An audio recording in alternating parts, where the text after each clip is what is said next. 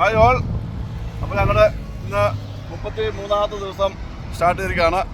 കസാക്കിസ്ഥാനിലെ അൽമാട്ടി എന്ന സ്ഥലത്താണ് ഇപ്പം ഞങ്ങൾ നിൽക്കുന്നത്. ഇന്ന് ഇവിടെ ഞങ്ങൾ സ്റ്റേ ആണ്.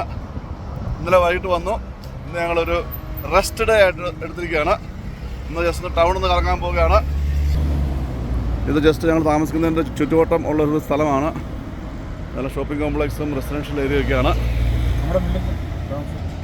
അതാ ബിൽഡിങ്ങാണ് ഞങ്ങൾ താമസിക്കുന്നത്. എല്ലാവരും ഓക്കെ അല്ലേ? Happy happy happy happy. Lunch കഴിക്കാൻ പോവാണ്. നന്നായിട്ട് ഞങ്ങൾ റെസ്റ്റ് എടുത്തു. ബിക്കോസ് കഴിഞ്ഞ 3 ദിവസമായിട്ട് 700-800 കിലോമീറ്റർ തന്നെ യാത്രയായിരുന്നു. 12 മണിക്കൂറൊക്കെ ഡ്രൈവിംഗ് തന്നെയായിരുന്നു. അതുകൊണ്ട് ഇന്ന് റെസ്റ്റ് ഡേ ആണ്. ഇന്ന് അവധിയായിട്ട് എന്തായാലും ഞങ്ങളൊന്ന് ജസ്റ്റ് ഒന്ന് ടൗൺ സെൻറ്ററൊക്കെ ഒന്ന് കറങ്ങാമെന്ന് വിചാരിച്ചു. അതായത് നമ്മുടെ Almatti town centre one of the biggest സിറ്റിയാണ് കസാക്കിസ്ഥാൻ്റെ. അപ്പോൾ ഈ പോകുന്ന വഴിക്ക് നമ്മുടെ മുന്നിൽ നമുക്കിപ്പോൾ കാണാൻ പറ്റും. നമുക്ക് ഇവിടുത്തെ ഏറ്റവും വലിയ പ്രത്യേകത എന്ന് പറയുന്നത് ഈ ടിയാൻ ഷാൻ പർവ്വതനിര നമുക്ക് കാണാൻ സാധിക്കും എന്നുള്ളതാണ്. ഇത് ലോകത്തിലെ തന്നെ ഏറ്റവും വലിയ ഒരു പർവ്വതങ്ങളിൽ ഒന്നാണ്.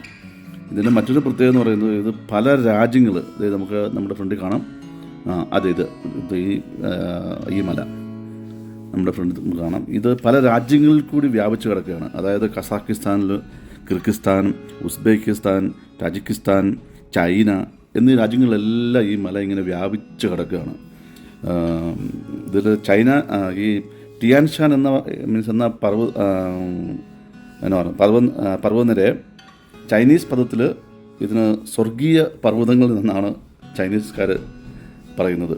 കാരണം ഇത് ഉണ്ടോ, ഇത് ഇപ്പം ഇവിടെ ഞങ്ങൾക്ക് ഒരു 42 ഡിഗ്രി ചൂടാണ് ഇപ്പം ഞങ്ങൾക്ക് രാവിലെ. പക്ഷേ ആ മലയുടെ മുകളിൽ മുഴുവൻ സ്നോയാണ്. ഇപ്പോഴും ഐസ് പൊതഞ്ഞ് കിടക്കുകയാണ്.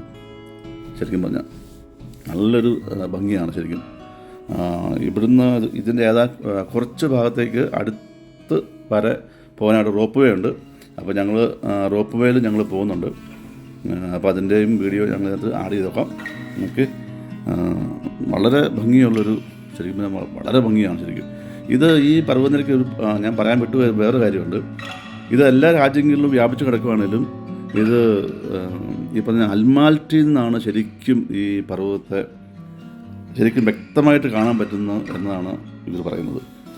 മറ്റുള്ള രാജ്യങ്ങളിലെല്ലാം കാണാൻ പറ്റത്തില്ലെന്നല്ല എന്നർത്ഥം. പക്ഷേ കൂടുതൽ കാണാൻ പറ്റുന്നത്, കൂടുതൽ ക്ലിയറായിട്ടും വ്യക്തമായിട്ടും കാണാൻ പറ്റുന്നത് ഈ അൽമാട്ടി എന്ന സിറ്റിയിൽ നിന്നാണെന്നാണ് പറയുന്നത്. അപ്പോൾ ഇതൊക്കെയാണ് ഇവിടുത്തെ പ്രത്യേകത. അതുപോലെ തന്നെ ഇവിടുത്തെ കെട്ടിടങ്ങളൊക്കെ നല്ല ഭംഗിയാണ്. നല്ല ഈ യാത്രയിൽ നമുക്ക് കാണാം പല കെട്ടിടങ്ങൾ മുന്നിലുണ്ട്.